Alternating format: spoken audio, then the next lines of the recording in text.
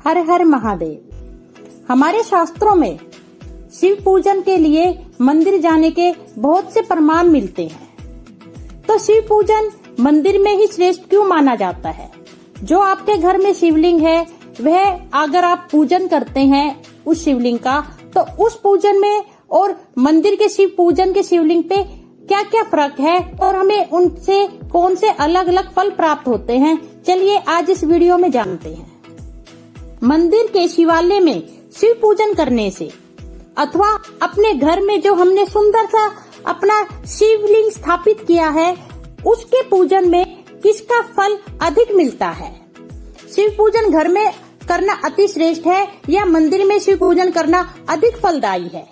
चलिए आज इस वीडियो के द्वारा हम अपनी शंकाओं का समाधान करते हैं। आजकल के भाग दौड़ की जिंदगी में किसी के पास भी इतना भी समय नहीं है कि वे पलक उठा के एक दूसरे का सुख दुख बांट सके। और आज के दौर में समय के अभाव में कईयों को तो कुछ शारीरिक कमजोरी होती है, जैसे कि वे बीमार होते हैं, या कई स्त्रियां होती हैं जो गर्भवती होती हैं, या किसी किसी को कभी कभी आलस्य भी आ जाता है, उसका मन नहीं करता कि वह घर से निकले या शिव पूजन करें या शिवालय में जाएं। उन्हें ऐसा लगता है कि हम अपने घर में ही पूजन क्यों ना कर लें।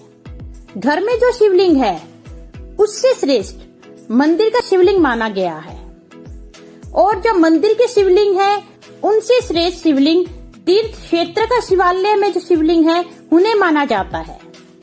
और तीर्थ क्षेत्र के शिवालय से भी श्रेष्ठ शिवलिंग जो नदी के किनारे है, माता गंगा के किनारे शिवलिंग, गोदावरी, नर्मदा आदि पवित्र नदियों के किनारे जो शिवलिंग है उन्हें बहुत ही श्रेष्ठ माना जाता है। और उन शिवलिंग से भी श्रेष्ठ जो शिवलिंग किसी जंगल में स्थित हैं, किसी सुनसान जगह पर हैं, उस शिवलिंग को माना जाता है। ऐसा शिवलिंग जो जंगल में है और आप उसके आसपास की सफाई कर देते हैं और उस शिवलिंग को सुंदर से साफ कर देते हैं, उन पे जल अभिषेक करते हैं, तो यह पूजन अति श्रेष्ठ माना जाता है।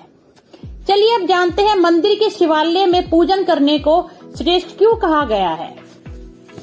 देखिए, जो आपके घर का शिवालय है उन्हें आप स्नान कराते हैं और फिर दोबारा से थाली में स्थापित कर देते हैं, परंतु जो मंदिर का शिवलिंग है वह हमेशा से स्थिर शिवलिंग है।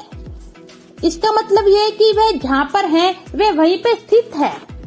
जब जब उनका पूजन किया जाता है मंदिर के शिवलिंग का, तब तब उनकी जो श्रेष्ठता है, उनकी जो ताकत है, उनकी ताकत बढ़ती चली जाती है। क्योंकि बहुत से लोग सोमवार के दिन, प्रदोष के दिन, शिवरात्रि के दिन या वैसे भी कईयों का नियम होता है वे जल अभिषेक करने रोज शिवालय जाते हैं। तो जितने भी भक्त जब जब शिवालय में शिवलिंग का जल अभिषेक करते हैं तो शिवलिंग में बहुत सी एनर्जी समाहित हो जाती है।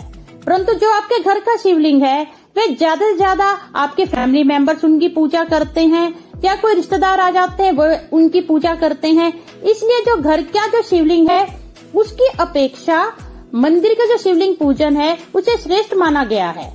चलिए अब जानते हैं भोलेनाथ को जल अभिषेक इतना प्रिय क्यों हुआ है। पौराणिक कथा के अनुसार जब सागर मंथन हुआ तो सर्वप्रथम सागर से कालकूट नामक विष निकला था, जिसकी गर्मी से सर्वत्र त्राही त्राही मच गई थी। इस विष को देवता या दानव कोई भी नहीं लेना चाहता था। कालकूट की त्रासदी से धरा को बचाने के लिए भगवान महादेव ने उस विष का पान किया। विष को भगवान शिव ने अपने कंठ में ही धारण कर लिया ताकि वह उधर तक ना पहुंच पाए। कंठ में विष धारण करने से उनका कंठ नीला पड़ गया। नीला कंठ होने के कारण ही वे नीलकंठ कहलाए। ऐसा अपने शास्त्रों में प्रमाण मिलता है। जब भोलेनाथ को अति पीड़ा हुई तो गंगा जल से उनका अभिषेक किया गया। सर्वप्रथम गंगा जल से भोलेनाथ को स्नान कराया गया। कालकोट को शिव द्वारा कंठ में धारण करने से बाहर की गर्मी तो शांत होगी, किंतु जो गंगा जल से जो उनको ठंडक पहुंची, इससे महादेव अति प्रसन्न हुए।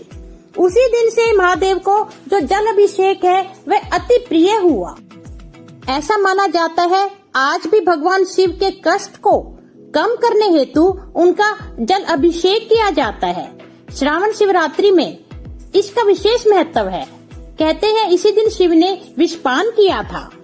मेरे प्रिय भक्तों, इसका मतलब कतई नहीं है यदि आप घर के शिवलिंग को कमतर समझे। शिवलिंग पूजन जरूर करें, चाहे वे आप घर में करें, चाहे वे आप शिवालय में शिव मंदिर जाकर करें, क्योंकि जो भोलेनाथ महादेव हैं वे बहुत ही जल्दी प्रसन्न होने वाले देव हैं और वो देवों के भी देव हैं, इसलिए उन्हें महादेव बोला जाता है। वे थोड़ी सी भी भक्ति से प्रसन्न हो जाते हैं। आप जल अभिषेक अवश्य करिए, चाहे आप मंदिर में कीजिए, चाहे आप अपने घर के शिवलिंग पे कीजिए। भोलेनाथ आपको अवश्य आपकी सभी मनोकामना पूर्ण करके आशीर्वाद प्रदान करेंगे। ओम नमः शिवाय। हर हर महादेव। धन्यवाद।